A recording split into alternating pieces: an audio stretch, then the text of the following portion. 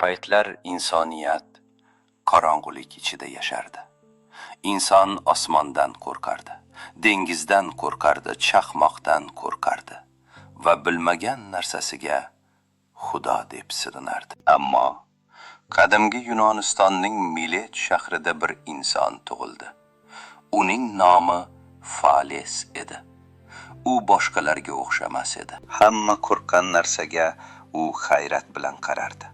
Hamma javob topdim degan joyda u savol berdi. Nega? Mana shu savol insoniyat tafakkurini uyg'otdi. Chunki eng buyuk inqilob qurol bilan emas, savol bilan boshlanadi. Fales tarixdagi ilk buyuk faylasuflardan biri edi.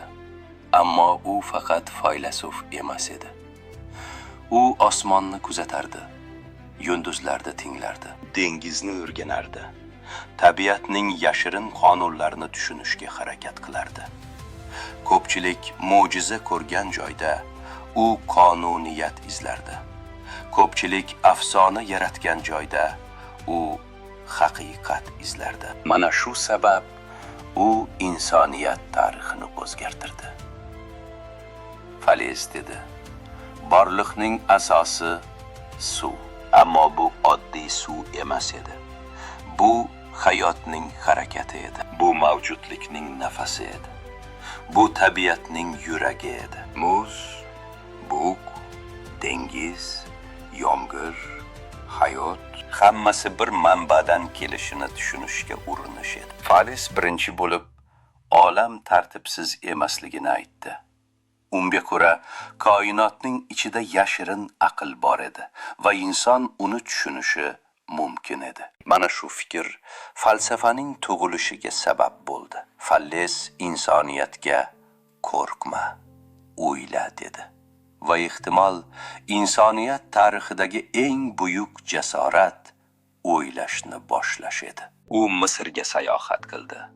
Ehromlarning balandligini soyalar orqali o'lchashga harakat qildi. Yulduzlarni kuzatib, katta zaytun hosilini oldindan bildi. Odamlar uni kambag'al faylasuf deb kulishardi. Ammo keyinchalik uning donoligi oldida hayratda qolishdi. Shunda Fales insonlarga: faylasuflar istasa boy bo'la oladi. Ammo ular boylikni emas, haqiqatni izlashadi degan ma'noni ko'rsatdi. Chunki haqiqat oltindan qimmatliroq edi. Bilim insonning eng buyuk qurolidir. Savol berish inson uyg'onishining boshlanishidir. Kimki olamni tushunsa, o'zini ham tushuna boshlaydi.